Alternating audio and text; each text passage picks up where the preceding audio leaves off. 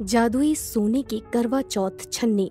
सोनिया और अखिल नाम के पति पत्नी जूनापुर गांव में रहते थे। वो बहुत गरीब थे। अखिल गांव के जमींदार के खेत में मजदूरी कर कर 2 वक्त की रोटी कमा पाता था। ऐसे ही एक दिन जब अखिल खेत का काम करके घर लौटता है। आ गए आप? आज बहुत देर लगा दी आपने। ये जमींदार पूरे दिन बहुत मेहनत करवाता है और पैसे देने के नाम पर इसकी अम्मा मर जाती है। अच्छा सुनो, आज मैं तुम्हें एक खुशखबरी देना चाहती हूँ। उसे सुनकर तुम्हारी सारी थकान खत्म हो जाएगी। अच्छा, फिर उतार दो सारी थकान। हमारे घर एक छोटा मेहमान आने वाला है। क्या? क्या तुम सच बोल रही हो? मैं पापा बनने वाला हूँ। हाँ, आप पापा बनने वाले हो और मैं माँ। लेकिन सोनिया, अब मुझे दुगनी मेहनत करनी होगी। अब आगे आगे हमारे खर्चे और ज्यादा बढ़ते रहेंगे। आप कितनी भी मेहनत करिए, ये कंजूस जमींदार तो उतने ही पैसे देगा। बोल तो तुम ठीक रही हो। क्या करूं? मैं सोच रहा हूँ शहर जाकर कुछ कमा कर देखूं। पहले मैं अकेला वहाँ जाकर काम करता हूँ और जब कोई अच्छी सी नौकरी मिल जाएगी तो तुम्हें भी वहाँ बुला लूंगा। ठीक है, जैसा तुम्हें ठीक लगे। हमें अपने लिए ना सही, अपने बच्चे के लिए तो सोचना ही पड़ेगा। अगले दिन अखिल गांव के जमींदार से कुछ पैसे उधार लेकर आता है। ये लो सोनिया, ये कुछ पैसे तुम रख लो। यहाँ तुम्हें भी पैसों की जरूरत पड़ेगी। और अखिल शहर के लिए निकल पड़ता है। शहर जाने के लिए पहले एक जंगल पार करना पड़ता था। अखिल भी उसी जंगल के रास्ते से जा रहा था। तभी एकदम से कुछ डाकू वहाँ आ जाते हैं। ए लड़के, तेरे पास जो भी है वो हमें दे दे। भाई लोगों, मेरे पास तो कुछ भी नहीं है। मैं तो बहुत गरीब आदमी हूँ। अच्छा, तेरे कपड़े देखकर तो नहीं लगता। तूने कपड़े तो एकदम नए पहने हुए हैं। डाकू उसकी तलाशी लेने लग जाते हैं और उन्हें उसकी जेब से कुछ पैसे मिलते हैं। भाई मैं शहर काम करने जा रहा हूँ, इसीलिए ये पैसे गांव से किसी से उधार लेकर आया हूँ। जब तक काम नहीं मिलता इन्हीं पैसों से खाना पीना करूंगा। चल, इनसे अब हमारा खाना पीना होगा। सरदार, इसके तो कपड़े भी बहुत अच्छे हैं। ये कपड़े मैं ले लूं क्या? और उसके कपड़े निकाल कर खुद पहन लेता है और अखिल को अपने कपड़े पहना देता है। मैं तो कहता हूँ इसे अपने साथ ही ले चलो। हमारे लिए खाना, कपड़े धोना और बाकी के काम करेगा यही। हाँ सरदार, हम डाका डालकर बहुत थक जाते हैं। ये हमारे साथ रहकर हमारी सेवा करेगा। तभी वहाँ शेर आ जाता है और जिस डाकू ने अखिल के कपड़े पहने थे उसे खा जाता है। बाकी के डाकू अखिल को लेकर वहाँ से अपनी जान बचाकर भाग जाते हैं। अगले दिन गांव में शोर मच जाता है। गांव के चौक पर भीड़ इकट्ठा हो जाती है। सुनो सुनो सुनो, कल गांव के जंगल में शेर ने किसी को खा लिया है। ये उसके कपड़े वहाँ पर पड़े हुए मिले। अगर तुम में से कोई ये कपड़े पहचानता है तो देख लो। आवाज सुनकर सोनिया बाहर भागती है। हटो हटो हटो, आगे से हटो, मुझे देखने दो। और आगे जाकर अखिल के कपड़े पहचान लेती है। ये तो मेरे पति के कपड़े हैं। कल वो शहर काम देखने के लिए गए थे। अखिल। तभी सोनिया को कपड़े में से एक उंगली दिखाई देती है। वो अचानक से रोना बंद कर देती है और बोलती है, मेरे पति तो बहुत गोरे हैं, ये उंगली तो काली है। मेरे पति को शेर ने नहीं खाया। ये कपड़े तो तेरे पति के ही है ना? कुछ भी हो, मेरे पति जिंदा हैं। ये मेरे पति नहीं हो सकते। कुछ औरतें सोनिया को पकड़कर उसके घर तक छोड़कर आती हैं और साथ ही उसे दिलासा देती हैं। उनके जाने के बाद, हे दुर्गा माँ, मुझे पता है मेरे पति सही सलामत हैं। आप उनकी हमेशा रक्षा करना। ऐसे ही 1 हफ्ता बीत जाता है। ऐसे तो काम नहीं चलेगा। धीरे धीरे ये पैसे भी खर्च होते जा रहे हैं। मुझे इस बच्चे के लिए जीना ही पड़ेगा। और सोनिया अगले दिन जमींदार के घर जाती है। मालकिन, मुझे काम की बहुत जरूरत है। घर का कोई काम हो तो मुझे रख लीजिए। अरे तुम तो अखिल की बीवी हो ना? मैंने सुना है वो मर गया है, उसे शेर ने खा लिया था। और तुम तो फिर भी बिंदी और सिंदूर लगाकर घूम रही हो। तुझ विधवा को ये सब शोभा नहीं देता। मेरे पति मरे नहीं हैं, वो एक दिन जरूर वापस आएंगे। और आपको काम देना है तो दीजिए, वरना रहने दीजिए, मैं कहीं और काम कर लूंगी। अच्छा, तो जाकर देख ले और कहीं काम। यहाँ मेरे पास क्यों आई है? वैसे भी तेरे जैसी कुलक्षणी को अपने घर का काम कौन देगा? सोनिया कई घरों में जाती है लेकिन उसे कोई काम पर नहीं रखता। हार कर वो घर लौट आती है। क्या करूं, यहाँ तो कोई भी काम नहीं दे रहा। ऐसा करती हूँ, कल जंगल से सूखी लकड़ी बीन कर लाऊंगी, वही बेचकर गुजारा करूंगी। सोनिया सुबह जंगल जाकर लकड़ियां लेकर आती है और गांव के बाजार में लकड़ियां बेचने चली जाती है। बाजार में उसे लकड़ी बेचता देखकर आसपास की दुकान वाली औरतें बोलती हैं, अरे ये देखो, ये विधवा है, फिर भी सिंदूर लगाकर घूमती है। पता नहीं अब किसके नाम का सिंदूर लगाकर घूम रही है। अरे सिंदूर की बात छोड़ो, इसके पेट में तो बच्चा भी है।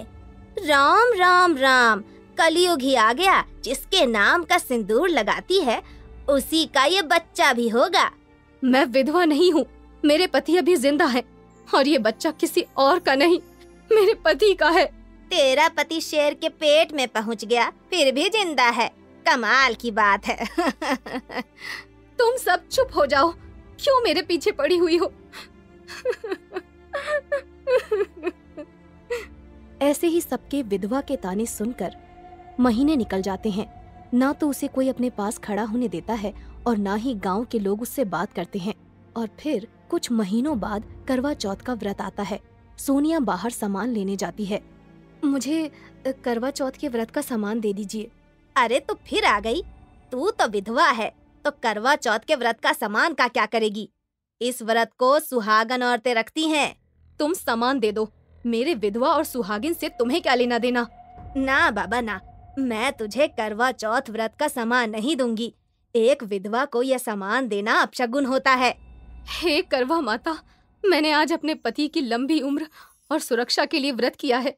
ये गांव वाले मुझे बात बात पर विधवा होने के ताने मारते हैं, लेकिन मेरा मन ये बात मानने को तैयार ही नहीं है कि मेरा पति अब इस दुनिया में नहीं है।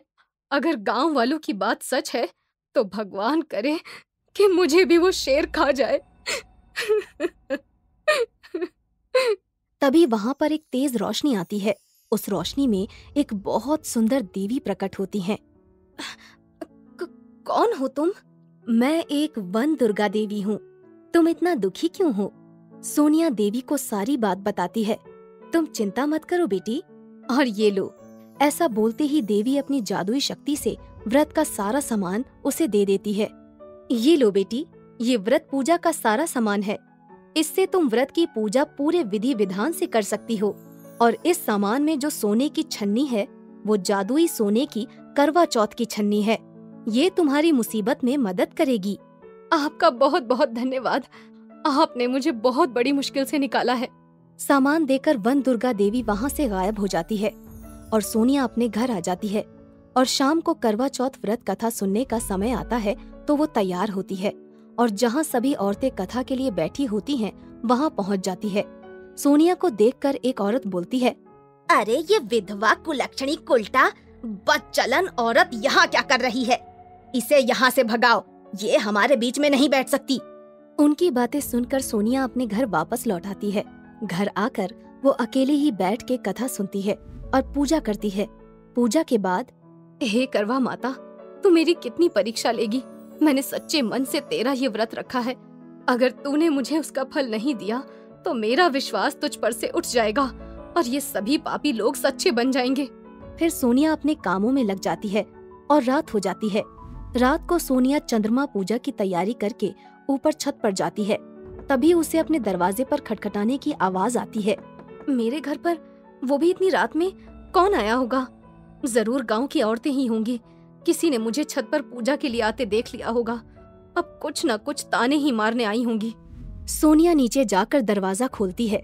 सामने अखिल खड़ा था। अरे आप आ गए। मुझे पता था आप जिंदा हो। मेरा मन कहता था कि आप जरूर लौट कर आएंगे। ये सब करवा माता का ही चमत्कार है। हे करवा माता, तेरा बहुत बहुत शुक्रिया। लेकिन आप इतने महीनों तक कहाँ थे? क्या हुआ था आपको? अखिल सोनिया को सारी बात बताता है। अच्छा, तो वो कपड़े उस डाकू ने पहन लिए थे और सबको ये लगा कि आपको शेर ने खा लिया है। लेकिन मुझे पता नहीं क्यों आपके वो खून से लथपथ कपड़े देखकर भी आपके चले जाने पर विश्वास नहीं हुआ और मुझे यही लगता था कि आप एक दिन जरूर आएंगे। लेकिन फिर आप उन डाकुओं के चुंगल से कैसे छूट कर आए? पुलिस को उनके ठिकाने का पता चल गया और सारे डाकू पकड़े गए। इसी तरह मैं उनके चुंगल से निकला। यहाँ गांव के लोग आए दिन मुझे विधवा के ताने मारते हैं, हमारे बच्चे के बारे में भी गलत बोलते हैं। अब मैं आ गया हूँ ना, तुम्हें अब कोई ताने नहीं मारेगा। चलो, सारी बातें बाद में करेंगे। अब ये बताओ, मैं पापा कब बनूंगा? अब कभी भी आप पापा बन सकते हैं। अच्छा, मेरे पास तो इतने पैसे भी नहीं हैं कि तुम्हें वक्त पर हॉस्पिटल ले जा सकूं। आप चिंता मत करिए, वक्त पर सब ठीक हो जाएगा। चलो अब चंद्रमा की पूजा कर लेते हैं। दोनों मिलकर पूजा करने के लिए छत पर जाते हैं। पूजा खत्म करके सोनिया जादुई सोने की करवा चौथ छन्नी से बोलती है, हे जादुई सोने की करवा चौथ छन्नी, मेरे घर की हालत ठीक नहीं है। मेरे घर में एक भी पैसा नहीं है। मेरी मदद करो। जादुई सोने की करवा चौथ छन्नी, मेरी मदद करो। तभी जादुई सोने की करवा चौथ छन्नी में से सोने का गहना निकलता है। उसे उठाकर सोनिया अखिल को दे देती है। ये लीजिए, आप इसे बेचकर पैसे ले आना जो हमारे मुश्किल वक्त में काम आएंगे। ये सब तो ठीक है, लेकिन ये जादुई सोने की करवा चौथ छन्नी तुम्हें कहाँ से मिली?